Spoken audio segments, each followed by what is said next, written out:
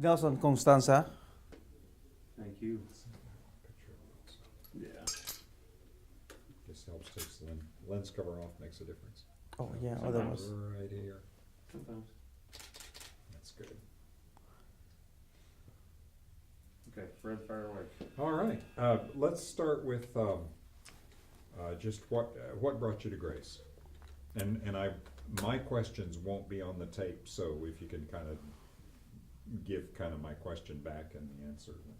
So how long do you need for my question? Just start talking. I mean, I I'm can gonna go use, like. I'm gonna use like sentences Okay, from okay. different people. So I mean, Yeah. Okay. the shorter But sentences give the us- better, but just talk. Be Give comfortable. us a short version, and I'll answer. Sure. more. So I came from Guatemala back in 1998, and then like 4 years into the country, I realized that one of the things I liked about like making this place my home was the fact that I love the culture, I love the people more than the government or what the country was about. The people, that's what I fall in love with. So I decided to make the country my own, and then 4 years later, 2000 and actually it was like 6 years later, I was driving on this road up to my house, and then I saw the church, and then I go like, yeah, that looks like a church. They have a cross in the front, and I was like, let me go and see what this church is about. So I walked in, and then they were practicing. It was a Saturday. They were practicing the choir. They were practicing music and stuff like that. So I walked in. Back then, I have like my hair. So from 20 to 30, I let my hair grow as long as I could for 10 years. And I donated my hair to the Lax and Love Foundation because I have a lot of hair and I grow my hair. My hair grows a lot. So if I had the opportunity to grow my hair long, I want to use it to donate it to the people, the Lax and Love, cancer kids. So I think I cut it about 7 times within 10 years. So the first time I came here, my hair was about to be cut, so I had hair up to here, so I had a hoodie on, and then I go like, listen, I am looking for a church. So Jeff, the pastor of worship, he goes like, you found one, this is it. So then he goes like, follow me. But then it was like dark and everything, and he took me to like a little hallway, and I was like, I don't know what this is, maybe like a KKK church, I don't know. And then as soon as I see the dude on the other side of this room, he goes like, hola, ¿cómo estás? And I'm like, hola, soy Nelson, oh, qué bien. And he goes like, I am Pastor Seda, I am the head pastor of the church. And that sold me. I mean, the head pastor of the church knew how to speak Espanol.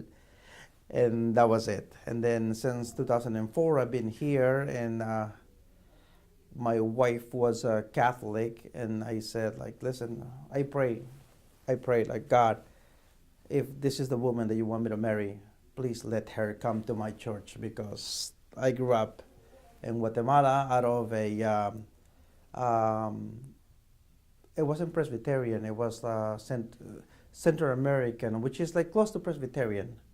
The only difference between now and us is like you have to be of age to understand what the baptism is about. Now here in our church we baptize kids, but that's fanatics. So that was it. That's what brought me here. The fact that I got a call from God, pull in, and then about a minute later I met Jonathan, and that sold me. That's great. What is most important to you about this church now? What keeps you here? I strongly believe in the fact that God created us to be one. Minutes before he was kissed and soul, he's like, I am praying for everyone to be one. I love the fact that now we are multi-ethnic. I love the fact that just like I felt back in 2004, although we lost a bunch of people, the church is still very welcoming. doesn't matter who you are. If you walk in here, you feel welcome. That's what I love about it. And then goes back to 11 o'clock Sunday morning is still the most segregated hour in the United States, and we should not do that. We should all be like all of us together, blacks, Spanish, Asian. Everybody should be like one. So that's what I love the church. Say that sentence again, the 11 o'clock on Sunday morning. Just you said it fast, it might be hard to hear. Say it Okay, again. which one? You said 11 o'clock, and it's still 11 11 o'clock. o'clock. I strongly believe that 11 o'clock is still the most segregated hour in the United States, because most of my family are Spanish. They go to a Spanish church. Some of my co-workers that are black, they go to the black church. So 11 o'clock, I strongly believe that is still the most segregated hour in the United States. And I want to make the difference. I want people to come. I want people to know that it's okay. I mean, we have different backgrounds. We have different ideologies. And when you have people from different perspectives targeting one problem, I think it can be resolved with a better outcome. Because if you see people with same ideologies, like individuals, you are going to draw the same solution to the problem. But when you have like old, young, black, Spanish, female, and you come up with a problem, you are targeting this problem from different perspectives, which will give you a better solution. I strongly believe on that. Okay. Do you find, are there things that are challenging or difficult about the diversity? Absolutely. Number one is the ability to language. That is very strong, and we cannot hold that against anyone. Because there are some folks who do not speak English. And you have to think about two different things. There is commercial English, and there is like theological English, which is like worship, fellowship. I mean, you don't talk about this like on a day-to-day basis. So even for me sometimes, it is very hard to understand some things within the church, especially with, off the record, Jonathan. Tim Keller, I hate that dude. He's so smart. I mean, it sometimes upsets me because and he quotes Tim a lot, and I was like, and I'm like, oh, I wish I would have. He's so. I mean, Tim Keller and Dr. Seda is at another level, and sometimes that upsets me. Kenny, but you know, it's just like I wish I could, but I can't. So that's it. So language would be the main, and just Absolutely, understanding absolutely. concepts that are in Language, different language yeah. is one, and honestly, in order for you to be multi-ethnic, in order for you to be inclusive, you have to be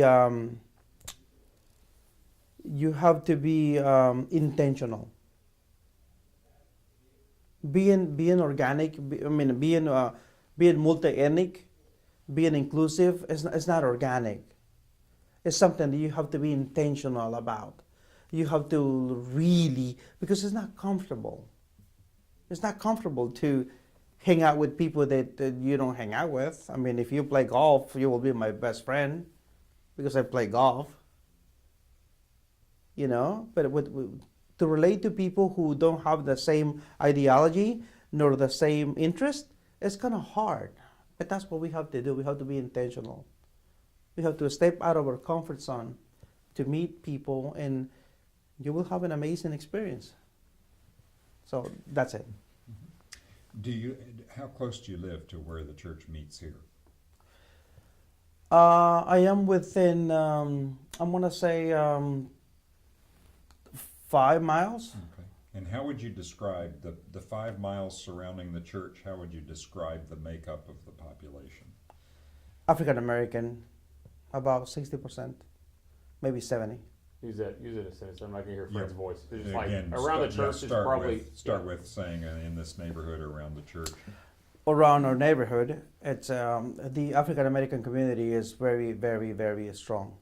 So we should have more blacks in our church.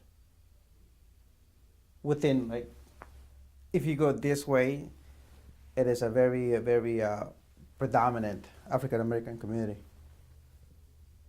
And then is there a lot of Latino, and is there other mix? You have major Asian involvement also in the church? Sure. Right across the street, there is like a bunch of like elderly, because that's a retirement community. We should have more of those. They can come across the street and they can be in our church. Not as much Latino, but a lot of African American, I think, around our neighborhood. How are you involved? Are you involved in any of kind of the structured ministry outreach of the church, or where you're engaging with neighbors? Tell us about your experience there. So what I do is I work for a company who is a top 50 or 100 in the United States, and there is a program within the church. It's called Jobs for Life, and then whenever the guys are ready to graduate, they invite me to interview them and give them a real world experience, or what kind of questions do I ask.